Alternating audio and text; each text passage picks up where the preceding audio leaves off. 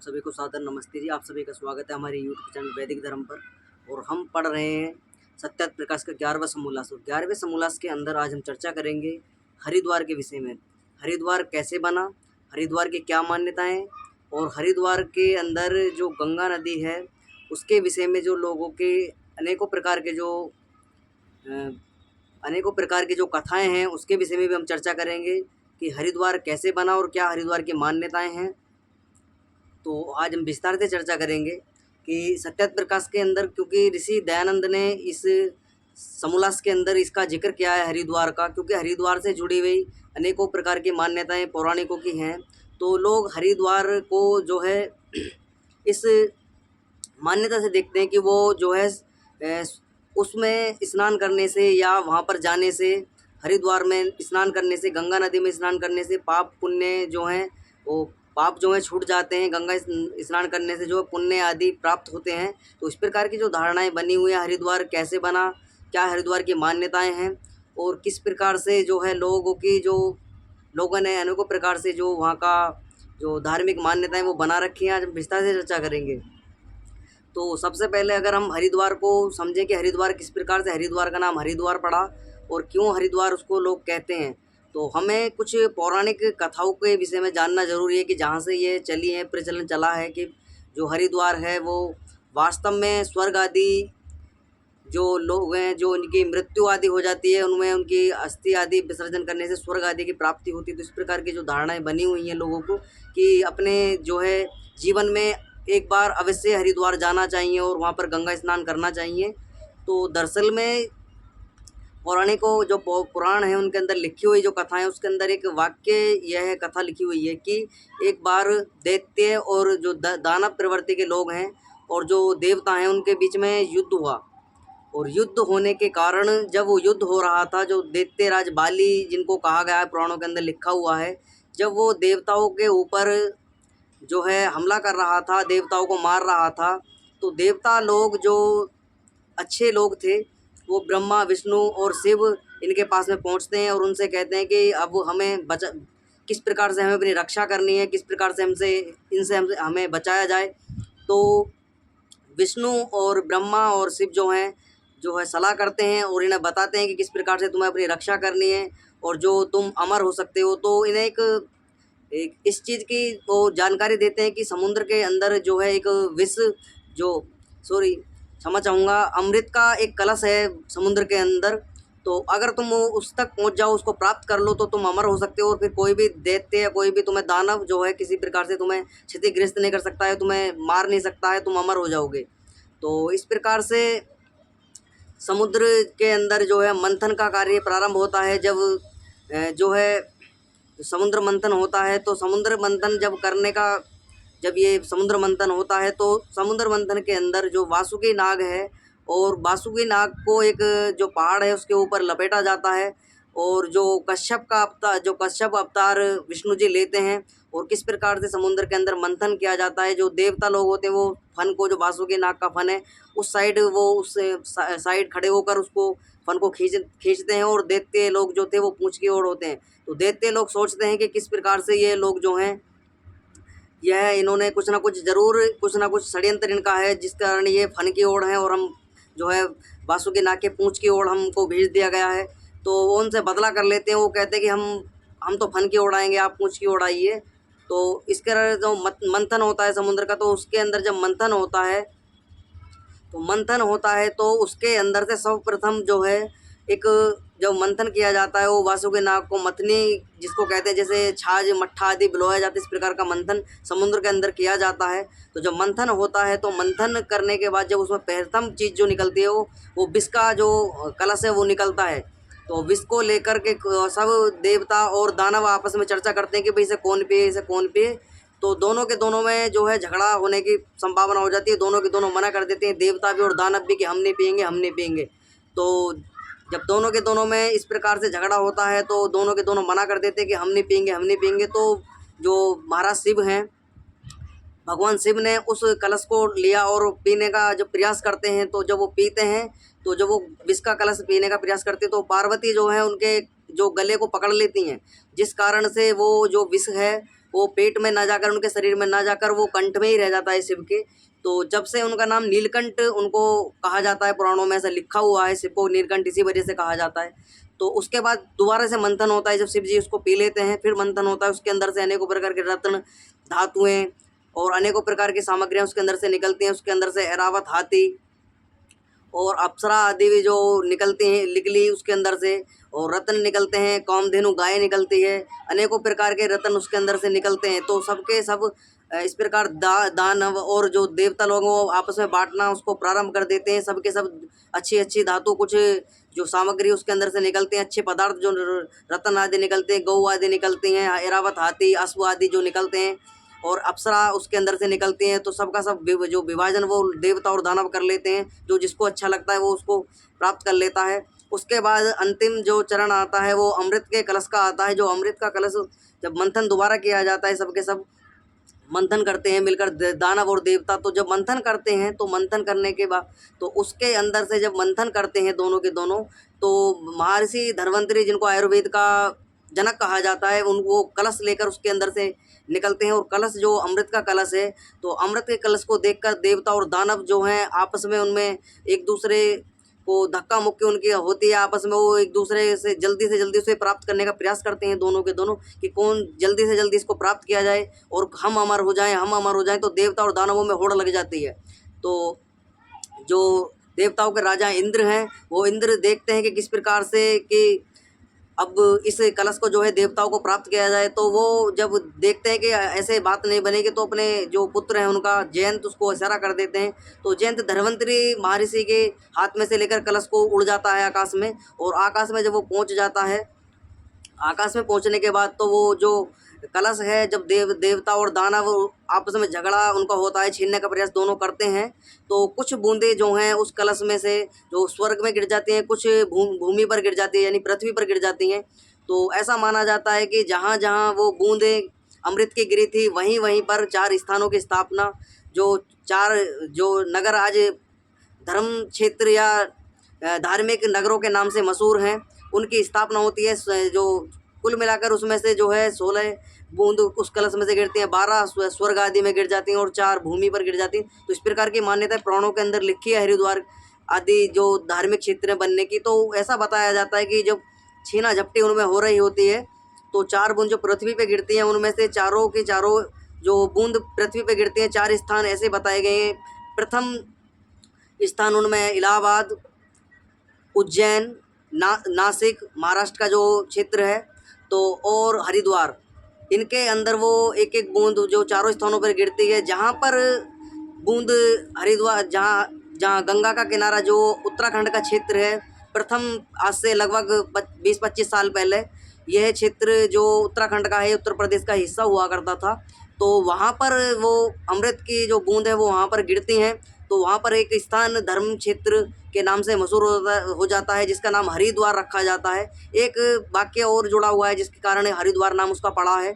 और दूसरी बूंद इलाहाबाद, तीसरी उज्जैन और चौथी नासिक में गिरती है। इसी प्रकार जहाँ जहाँ पर ये बूंदें गिरी थी, वहाँ वहाँ पर हर वर्ष,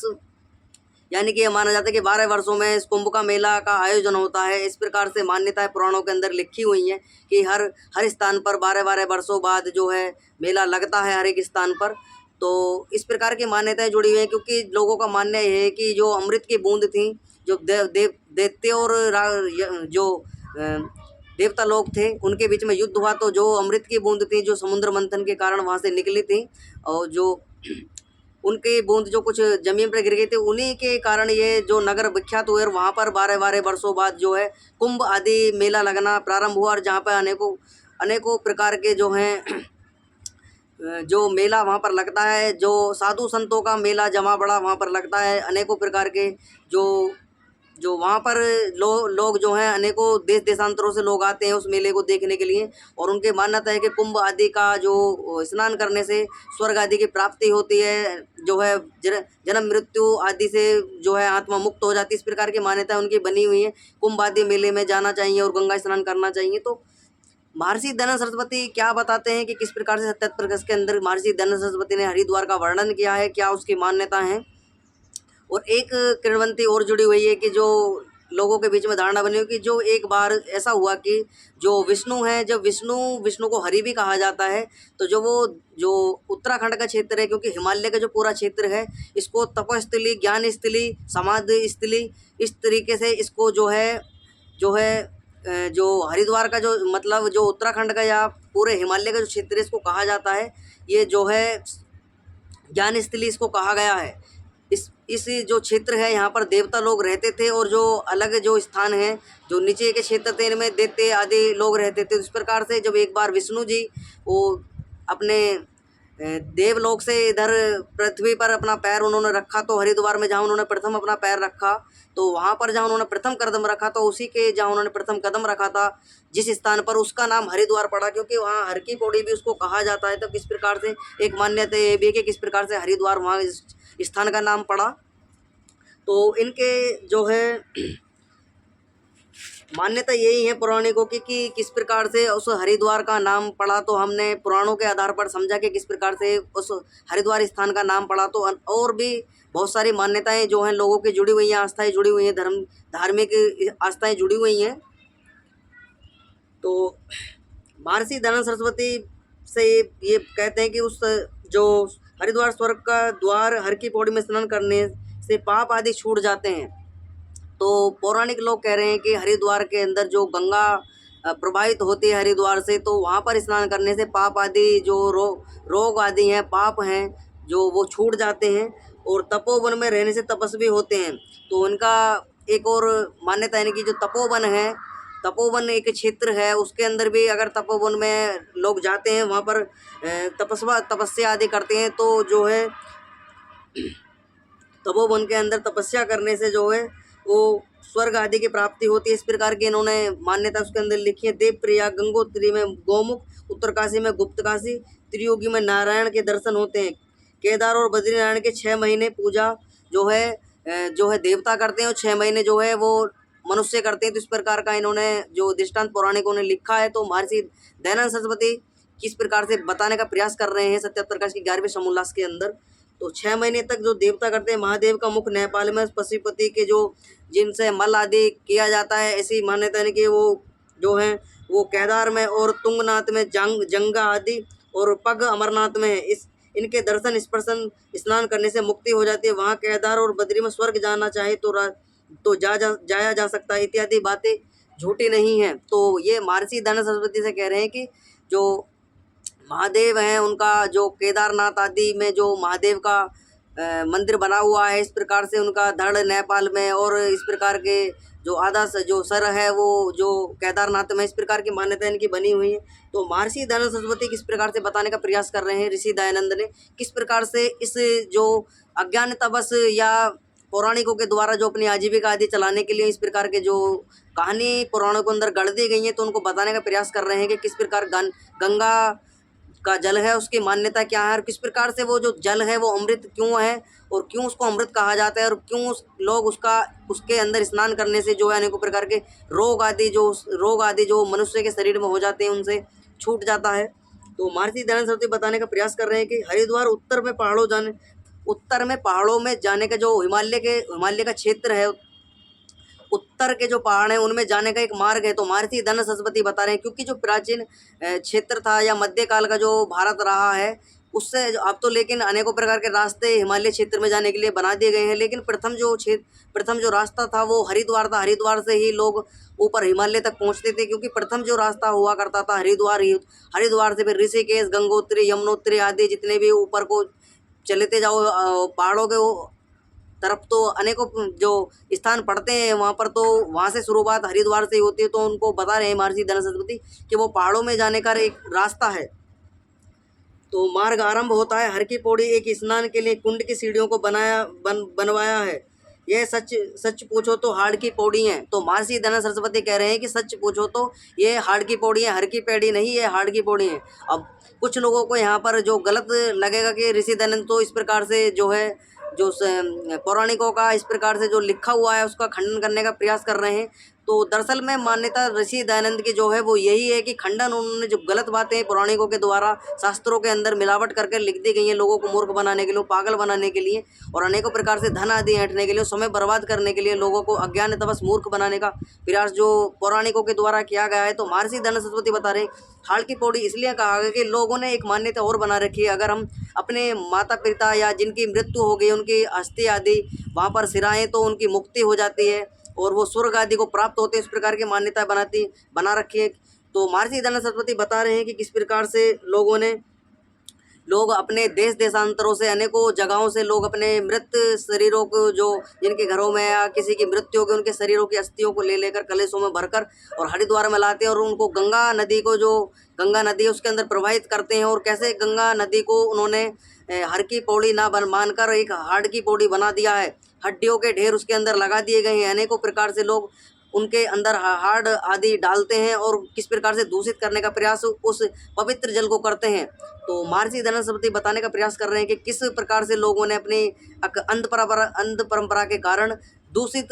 जो गंगा का जल है उसको करना प्रारंभ कर दिया है। किस प्रकार से उस जिसको अमृत कहा गया है और अनेकों प्रकार की जो औषधियों के गुण उसके अंदर मिलकर वो हिमालय से होता हुआ जो जल है और अनेकों प्रकार की वनस्पतियों से होता हुआ, लताओं से होता हुआ, औषधियों से होता हुआ जो जल है, अनेकों प्रकार की मिट्टी पत्थरों आदि से होता हुआ, अनेकों प्रकार के रसायनों से निकलता हुआ जल जो वो नदी के अंदर प्रवाहित होता है, तो उसके अंदर अनेकों प्रकार की औषधियों के गुण आते हैं, जिसके कारण वो जल जो है अनेकों प्रकार की वनस्पतियों के कारण से वो उसके अंदर जो घुल गई है वो वनस्पति, उनके कारण वो दूषित नहीं होता और न सड़ता है। कितने भी समय तक आप गंगा के जल को रख लीजिए, बाहर रख लीजिए और उसको एक एकांतवास में भी रख दीजिए तो वो कभी भी खराब नहीं होता, क्योंकि उसके अंदर अनेकों प्रकार की औषधियाँ हैं, अनेकों प्रकार के रासायनिक पदार्थ उसके अंदर मिल जाते हैं।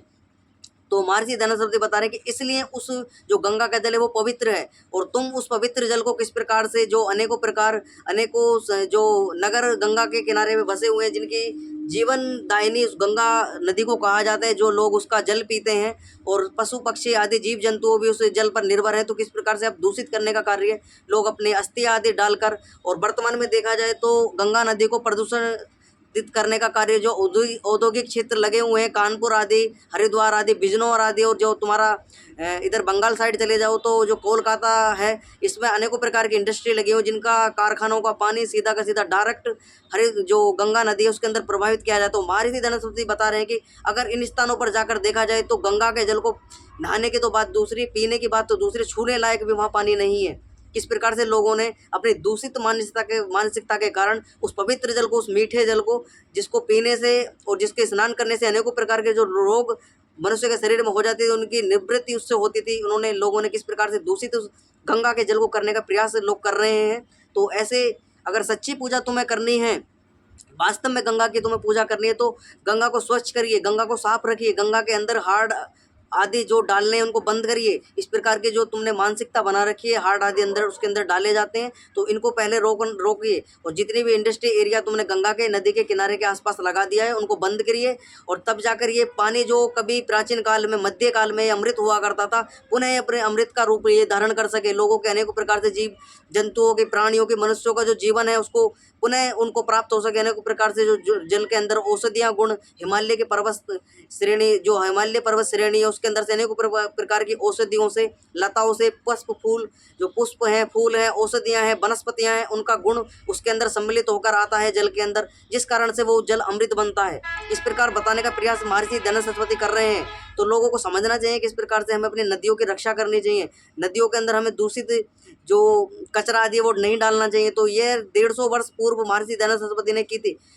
लिखा था, क्योंकि 150 वर्ष जो आज से लगभग 150 साल पहले का समय था, इतना इंडस्ट्री टाइप जो वहाँ नहीं थी, लेकिन कुछ ना कुछ औद्योगिक क्षेत्र वहाँ पनप रहे थे तब भी। तो महर्षि दयानंद सरस्वती ने जब ये कल्पना की थी कि किस प्रकार से जो गंगा नदी है उसको दूषित करने का प्रयास मनुष्य के द्वारा किया जा रहा है, तो आगे लिखते हैं महर्षि दयानंद सरस्वती, पाप कभी नहीं छूटते। तो महर्षि दयानंद सरस्वती स्पष्ट कर रहे हैं कि पाप जो है, जो लोग अच्छे कर्म करते हैं उनको अच्छा पुण्य मिलता है, जो गलत कर्म करते हैं उनको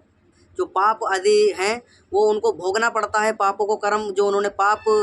कर्म कर दिए हैं उनका फल उनको निश्चित भोगना पड़ेगा, क्योंकि जो कर्म फल सिद्धांत है वो समांतर सभी पे लागू है। कर्म फल सिद्धांत से कोई भी नहीं बच सकता है, क्योंकि ईश्वर के द्वारा बनाया हुआ कर्म फल सिद्धांत हर प्रकार से सभी जो जितनी भी आत्माएं सभी पर लागू है, चाहे वो मनुष्य हों, चाहे जीव जंतु हों, चाहे कोई भी हो, क्योंकि जीव जंतु आदि पशु पक्षी आदि जो हैं ये अपनी इनकी सबकी भोग योनियाँ हैं, और जो मनुष्य की योनि है वो कर्म योनि है। अगर अच्छे अच्छे कर्म करेंगे तो देव योनि यानी कि अच्छे जो मनुष्य होते हैं, जो अच्छे विद्वान मनुष्य हैं, ऋषि मुनि हैं, ऐसी जो मनुष्यों का जन्म है, इस प्रकार की जो शरीर है उनको धारण करती है आत्मा। और जो अनेकों प्रकार के दुराचार, व्यभिचार, स्त्रियों के साथ में बलात्कार आदि, हत्याएं आदि, लूटपाट आदि, मांस भक्षण, शराब आदि, मदिरा आदि पीते हैं, तो उनको जो है नरकगामी जो नरक योनियाँ उनकी प्राप्ति होती है। तो पाप कभी नहीं छूट सकते, चाहे आप हरिद्वार में नहाइए, चाहे आप जो है गंगा जो प्रयागराज में नहाइए, चाहे नासिक में नहाइए, चाहे आप जो है उज्जैन जाइए, कहीं भी किसी भी तीर्थ स्थान पर जाइए, तीर्थ जो नाम दिया गया है वेदों के अंदर, वो तीर्थ कहा गया है जो दुख आदि जितनी भी पीड़ा हैं उनसे उतारने वाला है, तो उसको तीर्थ कहा गया है। तीर्थ किसी निजी स्थान का नाम नहीं है। हरिद्वार आदि जो हैं ये सारे के सारे जो जितने भी नगर बसे हुए हैं, एक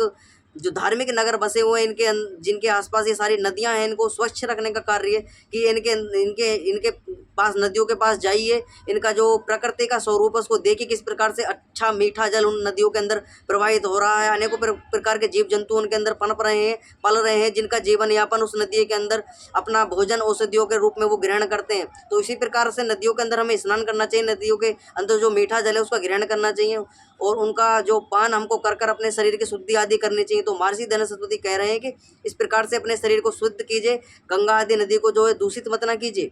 और पाप आदि से छूटने का जो लोगों ने पौराणिकों के द्वारा मान्यता बनाई दी गई है कि गंगा नदी में छूटने से, नहाने से जो है पाप छूट जाते हैं, तो और दूर से दूर गंगा गंगा कहने से पाप छूट जाते हैं, इस प्रकार से लोगों की मान्यता बनी, तो वो सर्वथा झूठी मान्यता है। तो ऋषि दयानंद स्पष्ट खंडन कर रहे हैं इस चीज़ का।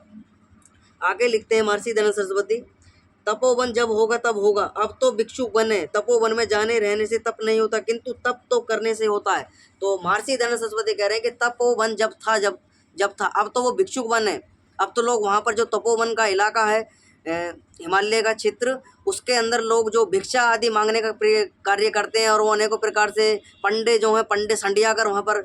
मौज मारते हैं, और अनेकों प्रकार से धन ऐंठने का, जो श्रद्धालु लोगों से धन ऐंठने का प्रयास लोग वहाँ करते हैं। जो तपस्या सी साधु संतों की या तपस्या आदि लोग करते थे, या समाधि आदि लोग लगाते थे हिमालय में, उस प्रकार के स्वर्ग आदि भूमि को उन्होंने दूषित करने का कार्य पंडे पुजारियों ने आज वहाँ पे अपनी आजीविका चलाने का प्रयास लोग करते हैं। तो तपोवन जब था, अब नहीं है वहाँ पर, इस प्रकार के कार्य वहाँ नहीं होते। लोग साधु संत जो हिमालय क्षेत्र था, आज उसको इस प्रकार से वहाँ पर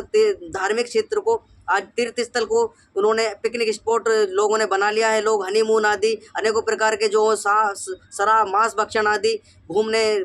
प्रेमी जोड़े आदि वहाँ पर जाते हैं, उस प्रकार का कृत्य वहाँ करते हैं धार्मिक क्षेत्र के अंदर, जिस कारण से अनेकों प्रकार वहाँ बाढ़ आदि, इस प्रकार से जो पवित्र स्थान है, जो साधु संतों की तपस्या के लिए एक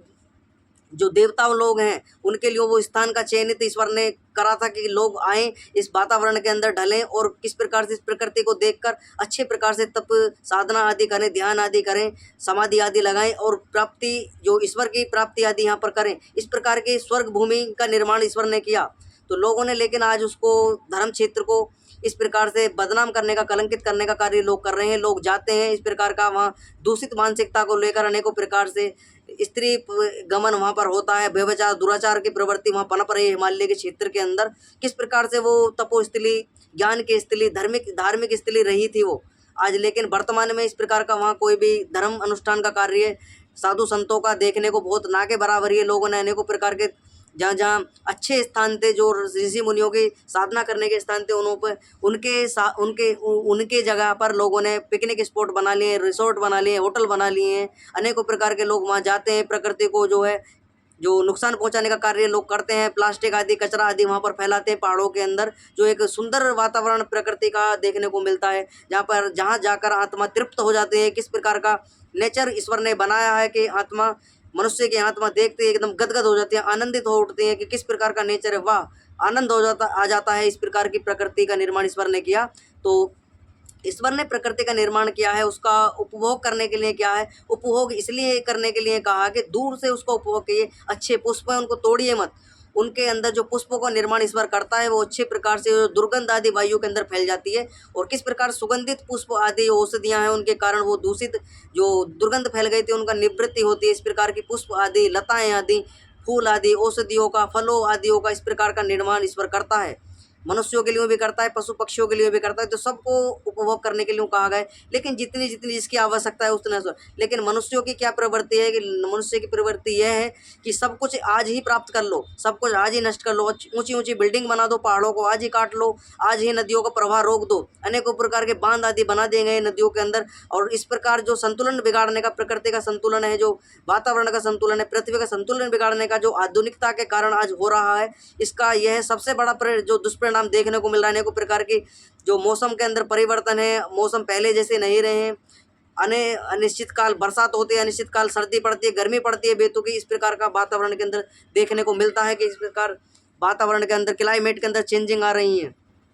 तो महर्षि दयानंद सरस्वती आगे लिखते हैं,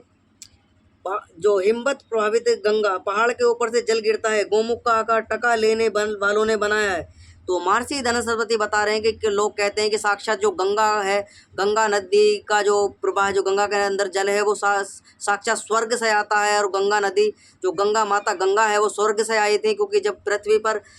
जो है अकाल पड़ गया था, पृथ्वी पर जो है वो किसी प्रकार का जल आदि नहीं था, तो लोग त्राहिमाम कर रहे थे, पृथ्वी पर जल सूख गया था। जब राजा भगीरथ ने जो है तपस्या की और इस प्रकार गंगा नदी को जो है वो स्वर्ग से उन्होंने मंगाया, तो और जब गंगा नदी आई, तो गंगा नदी, जब गंगा जी स्वर्ग से आई तो उनका वेग इतना प्रखर था कि कोई संभालने वाला नहीं था। तब जो महादेव शिव हैं उन्होंने अपनी जटा आदि खोलकर उनको अपने जटा में बांध लिया, और जब वहाँ से थोड़ा सा ही छिद्र उनका छोड़ा, और लेकिन अगर पूरा जो गंगा नदी थी वो उन्होंने कहा था कि मेरा प्रभाव, मेरा वेग इतना प्रभाव, मेरा इतना वेग इतना तेज है कि पृथ्वी उसको झेल नहीं पाएगी, सारे लोग, मनुष्य आदि जीव जंतु मारे जाएंगे। तो इस प्रकार के पौराणिकों ने कथा भी बना रखी है कि गंगा नदी किस प्रकार से आती। तो महर्षि दयानंद सरस्वती बता रहे हैं कि पहाड़ों के अंदर जो बर्फबारी होती है, पहाड़ों पर वो जो हिम इकट्ठी हो जाती है, बरसात जो पहाड़ों के अंदर, जिस टाइम अब सर्दियों का मौसम चल रहा है, तो इस टाइम जो वो बर्फ़ है वो पिघलनी शुरू हो जाएगी, क्योंकि जो ग्रीष्म काल का समय प्रारंभ होता है फरवरी मार्च आदि का, तो इस समय जब रुक के धूप लगनी शुरू हो जाती है पहाड़ों पर, तो वो हिम जो सर्दियों के समय वहाँ पर पहाड़ों पर इकट्ठी हो जाती है, वो पिघलनी प्रारंभ हो जाती है। जो बर्फ़ है वो हिम है जो पिघलनी प्रारंभ हो जाती है, तो पिघल कर वो नीचे जो मैदानी क्षेत्र है उनके अंदर, वो प्रभा नदी के अंदर उस जल का होता है। तो वो जल जब वहाँ से हिम पिघलती है वहाँ से, तो वो जल अनेकों प्रकार की औषधियों से होता, वनस्पतियों से होता हुआ, पुष्पों से होता हुआ, फलों से होता हुआ, अनेकों प्रकार के रसायनों से होता हुआ, पहाड़, मिट्टी, अनेकों प्रकार की जो वहाँ की औषधीय गुण है उनको ग्रहण करता हो जल, जो मैदानी क्षेत्र उनमें प्रवाह करता है। तो जिस कारण से वो जल जो है अनेकों प्रकार की औषधियों को अपने साथ में लाता है, इस कारण उसको जल को अमृत उसके अंदर देखने को मिलता है कि किस प्रकार से वो जल एक जो भूमि के अंदर से जल निकाला जाता है, तो कुछ ही समय बाद उसके अंदर बदबू आदि आने लगती है। लेकिन जो पहाड़ों आदि से जल होकर आता है, क्योंकि उसके अंदर अनेकों प्रकार की औषधियों का सम्मिलित उसके अंदर हो जाती है, तो उसको काफ़ी समय तक लोग रख भी लेते हैं, तो उसके अंदर किसी प्रकार की महक आदि, दुर्गंध आती उसके अंदर नहीं आती। अच्छा जल, पीने लायक मीठा जल, स्वादिष्ट जल वो लगता है। तो इस प्रकार का वो महर्षि दयानंद सरस्वती बता रहे हैं कि वो पौराणिकों ने, पंडों ने अपने बना लिया है कि गंगा जो नदी है कि वो गोमुख से आकार ले रखा है, वो गो के मुंह से निकलती है, इस प्रकार की धारणा उन्होंने बना रखी है। तो महर्षि दयानंद बताने का प्रयास कर रहे हैं कि और वही पहाड़ पोप का स्वर्ग है, वहाँ उत्तरकाशी आदि स्नान धनानियों के लिए अच्छा, परंतु दुकानदारों के लिए वहाँ दुकानदारी है। तो महर्षि दयानंद सरस्वती बता रहे हैं कि जो पोपों ने वो स्वर्ग आदि बनाया है, स्वर्ग तो है, लेकिन स्वर्ग उन्होंने किस कदर बनाया कि अपनी धन आदि हटने का, पंडे पुजारी वहाँ कार्य करते हैं कि यहाँ धन चढ़ाइए, यहाँ धन चढ़ाइए, उस प्रकार की जो मान्यताएं पंडे पुजारियों ने बना रखी हैं, धन ऐंठने का कार्य वो लोग करते हैं वहाँ पर। तो आगे ऋषि दयानंद लिखते हैं कि उत्तरकाशी आदि स्नान धनानियों के लिए अच्छे हैं। तो लिख रहे हैं कि उत्तरकाशी, और उत्तरकाशी के अंदर जो जहाँ पर ये बताते हैं कि अलकनंदा, भगीरथी आदि नदी मिलती है उत्तरकाशी के अंदर आकर, देवप्रयाग, रुद्रप्रयाग का इलाका जो बोला जाता है, तो ये बोलते हैं कि उनका संगम जहाँ पर होता है, तो यहाँ पर इनकी कुछ मान्यताएं पौराणिक की हुए हैं कि यहाँ से गंगा नदी का उद्गम स्थल है, गंगोत्री यमुनोत्री स्थान जो हैं। तो इस प्रकार से बनाते हैं कि धनादि जो लोग हैं वो जाते हैं वहाँ पर, और किस प्रकार से लोगों ने वहाँ होटल आदि बना रखे हैं, मांस भक्षण, शराब, मदिरा आदि वहाँ पर पीते हैं, और दुराचार व्यभिचार स्त्रियों को साथ ले जाकर वहाँ पर करते हैं। तो किस प्रकार दूषित कार्य वहाँ पर लोग धार्मिक स्थान पर करते हैं, प्रकृति को नुकसान करने का प्रयास वहाँ पर करते हैं, क्योंकि साधु संतों की जो तपोस्थली है उसका बदनाम करने का कार्य, पिकनिक स्पॉट बना दिए गए, अनेकों प्रकार के जो स्थल थे वो उनको होटलों में बदल दिया गया है धार्मिक, जहाँ कभी तपस्या लोग करते थे साधु संत, लेकिन आज वहाँ पर इस प्रकार के कोई भी कृत्य कार्य वहाँ पर नहीं होता है। साधु संतों ना के बराबर साधु संत जो हैं वो उच्च ऐसे जो हिमालय का क्षेत्र है जहाँ पर घना जंगल है उस में जाते हैं वो लोग, वहाँ पर अपनी जो तपस्या आदि साधना आदि करते हैं, क्योंकि लोगों ने जो अच्छे नदियों के किनारे जो अच्छे स्थान थे ऋषि मुनियों के रहने के लिए, तो उन पर तो लोगों ने अपने कब्जा कर लिए हैं और उन्होंने कोई प्रकार से होटल आदि बनाकर उन पर ऐंठी मारकर बैठ गए और लोगों को बुलाते हैं वहाँ के आइए, अनेकों प्रकार के पैकेज दिए जाते हैं, लोगों के द्वारा ऑफर चलाए जाते हैं, ऐड चलाए जाते हैं कि आइए रुद्रप्रयाग आइए, यमुनोत्री आइए, गंगोत्री आइए, जो है और इधर भी ऋषिकेश आदि, हरिद्वार आदि, और उससे आगे बहुत सारी जगहें हैं जहाँ पर ये लोग इस प्रकार के ऑफर चलते हैं, लोगों को बुलाया जाता है और किस प्रकार से लोग अपने यहाँ पर जाकर वहाँ से गंदगी फैलाने का प्रयास लोग करते हैं। वहाँ पर कुछ ऐसे लोग भी जो प्रकृति की अच्छी सुंदरता को देखकर ऐसे ही लौट जाते हैं, लेकिन कुछ ऐसे लोग हैं जो दूषित मानसिकता को फैलाकर वहाँ पर आते हैं, अनेकों प्रकार के दुराचार पापाचार करते हैं, मांस भक्षण शराब आदि मदिरा आदि पीते हैं वहाँ जाकर। तो आगे लिखते हैं महर्षि दंशपति, देवप्रयाग पुराणों के गपोड़ों की लीला, अर्थात जहाँ अलकनंदा और गंगा मिली है इसलिए वहाँ देवता बसते हैं। तो इनका मानना यह है कि जहाँ अलकनंदा और भगीरथी आदि नदी जहाँ पर मिली हैं वहाँ पर जो है देवता बसते हैं, ऐसे गपोड़े ना मारे तो वहाँ कौन जाए। तो ऋषि दनित स्पष्ट कर रहे हैं कि अगर ऐसे गपोड़े ना मारे जाएं कि देवता लोग वहाँ पर बसते हैं तो वहाँ पर कौन जाए। तो इस प्रकार की मान्यता ये बताते हैं। धनी तो वहाँ पर प्रसिद्ध है कि जहाँ टका कौन दे, वे गुप्त काशी तो नहीं, वह प्रसिद्ध काशी है। तो महर्षि दनत स्पष्ट लिखते हैं कि वो कहते हैं कि गुप्त है, वो किसी को दिखाई नहीं देती, ऐसी काशी है, वहाँ पर अदृश्य काशी है, वो सिर्फ और सिर्फ देवता लोगों को दिखाई देती। इस प्रकार का ये वहाँ लोगों की मान्यता ये बताते हैं कि वो गुप्त है। तो ऋषि दयानंद बता रहे हैं कि वो गुप्त नहीं है, वो काशी है, गुप्त काशी तो नहीं, वो प्रसिद्ध काशी उसको कहा गया है। तो इस प्रकार की मान्यताएं लोग बताते हैं कि 3 युग की धुनी तो नहीं दिखती परंतु पोपों की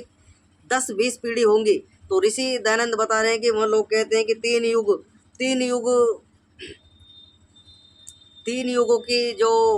युगों से वो है। तो इस प्रकार की मान्यता इनकी है पौराणिकों की। तो ऋषि दयानंद बता रहे हैं कि 3 युग तो नहीं दिखते, पोपों की 10-20 पीढ़ियों ने उस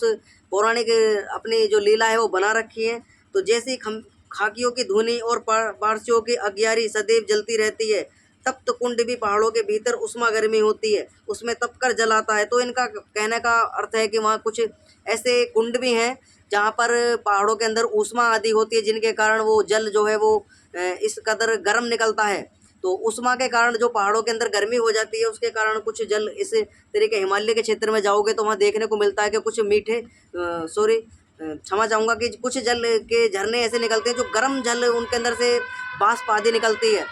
गर्म जल वो महसूस होता है। तो बता रहे हैं ऋषि दयानंद कि वो कुछ इस प्रकार की गर्मी पहाड़ों के अंदर हो जाती है, कुछ चिन्हित स्थान ऐसे हैं जिनके अंदर से वो जो पानी है वो गर्म निकलता है।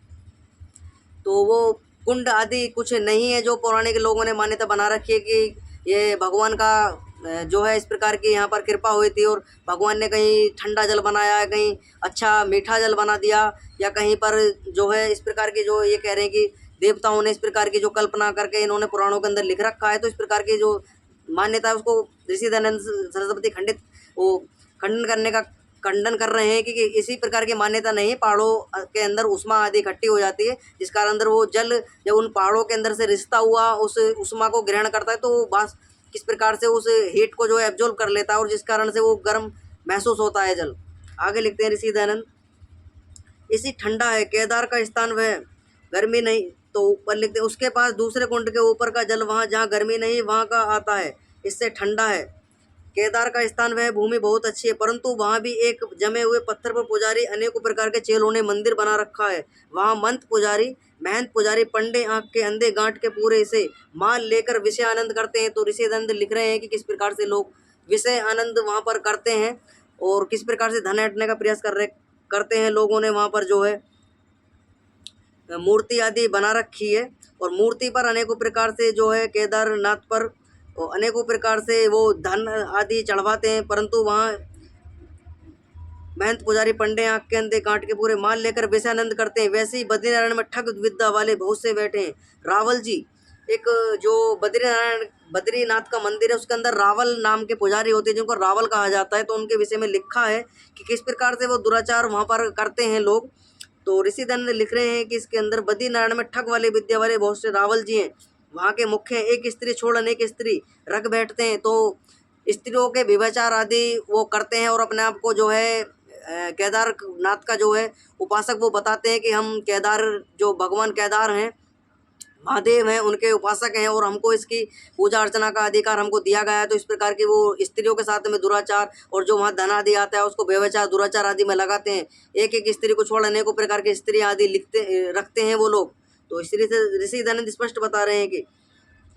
रख बैठते हैं। पशुपति एक मंदिर और पंचमुखी मूर्ति का नाम धर रखा है। पशुपति जो नाम रख रखा है, एक मंदिर है पशुपति और मूर्ति का नाम उन्होंने पंचमुखी रखा है। जब कोई ना पूछे तो ऐसी लीला बलवती है। परंतु जैसे तीर्थ के लोग धूर्त धनारे होते हैं वैसे पहाड़ी लोग नहीं होते। वहाँ की भूमि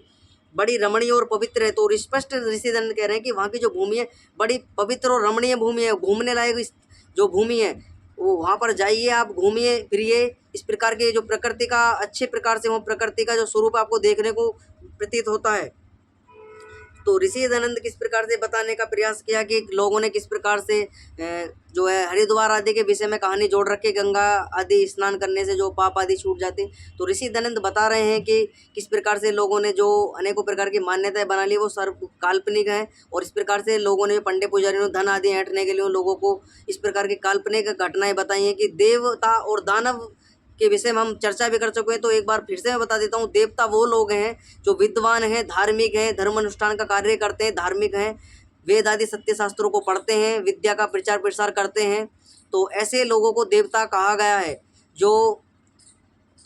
वेद आदि सत्य शास्त्रों का अध्ययन करके समाधि आदि लगाते हैं, अष्टांग योग का पालन करते हैं,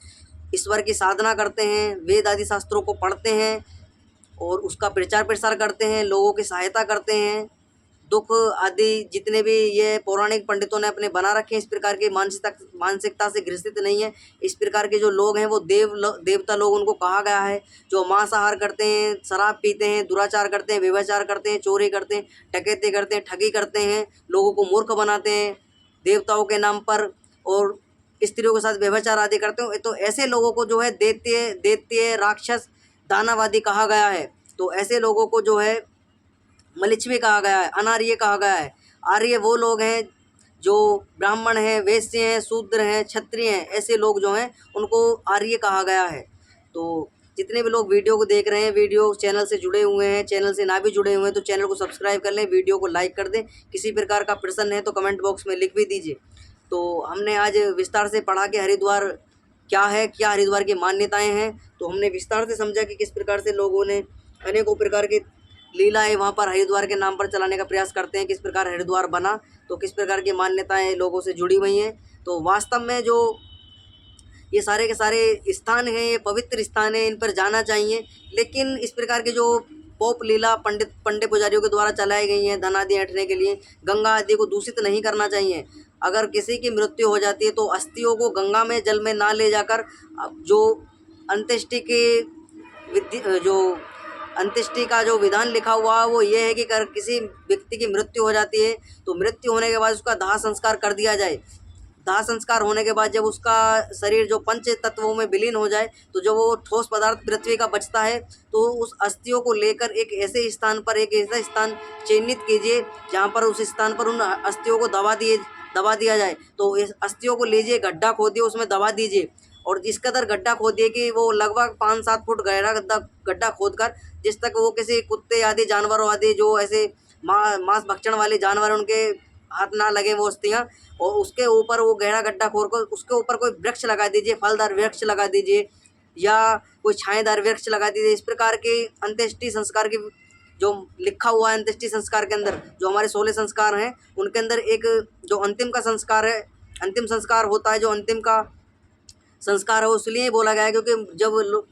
मनुष्य की मृत्यु हो जाती है उसके बाद कोई भी शेष संस्कार उसका नहीं बचता है, दाह संस्कार उसको कहते हैं। तो उसके बाद उसका कोई भी शेष कार्य उसके आत्मा के विषय में कोई नहीं होता है, क्योंकि आत्मा का लोगों की एक भ्रांति भी है कि आत्मा भटकते रहती। तो आत्मा जब निकलने के बाद शरीर से निकल जाती है तो आत्मा ईश्वर के अधीन हो जाती है। आत्मा किसी प्रकार से भटकती नहीं है और आत्मा बेहोश हो जाती है। बेहोश होने के बाद ईश्वर के सानिध्य में रहकर जहाँ जैसे उसके कर्म किए थे, जैसे उस व्यक्ति ने उस शरीर के अंदर उस आत्मा को ईश्वर उसी शरीर जैसे उसके कर्म थे, उस कर्म के आधार पर उसी शरीर के अंदर उसको डाल देता है आत्मा को ईश्वर, और उसका जन्म उसी कर्मों के आधार पर जन्म मिलता है। अच्छे कर्म करे तो अच्छा मनुष्य शरीर मिलेगा, और थोड़े गलत कर्म कर दिए, कुछ इस प्रकार के कर्म रहे तो कुछ अपंगता आदि जो शरीर के अंदर देखने को मिलती है मनुष्य के अंदर, और जो बुरे ज़्यादा बुरे घृणित कार्य करें, जो दानव प्रवृत्ति के कार्य करें, तो कीट पतंग पशु पक्षी आदि कुत्ता बिल्ली आदि जो इतनी भी नरक योनियाँ हैं इनमें प्राप्त होता है जीवात्मा। तो हमने विस्तार से समझा था कि स्वर्ग नरक भी समझ लिया हमने आज। तो विस्तार से हम कल चर्चा करेंगे किस प्रकार से आगे हम इसी सत्यात प्रकाश की 11वें समोल्लास में और भी अनेकों प्रकार के ऐसी जो कहानियाँ हैं और किस प्रकार की जो मान्यताएं लोगों के बीच में बनी हुई उनका विस्तार से हम उनको चर्चा करेंगे, क्योंकि पूरा का पूरा सत्यात प्रकाश का 11वां समोल्लास जो भारत के अंदर जितने भी मत पंथ संप्रदाय फैले हुए हैं उनके विषय में लिखा गया है। तो वीडियो को लाइक कर दे, चैनल को सब्सक्राइब कर लें। किसी प्रकार का प्रश्न है तो कमेंट बॉक्स में लिख दे। आज के विषय को यहीं विराम करेंगे। ओम सम।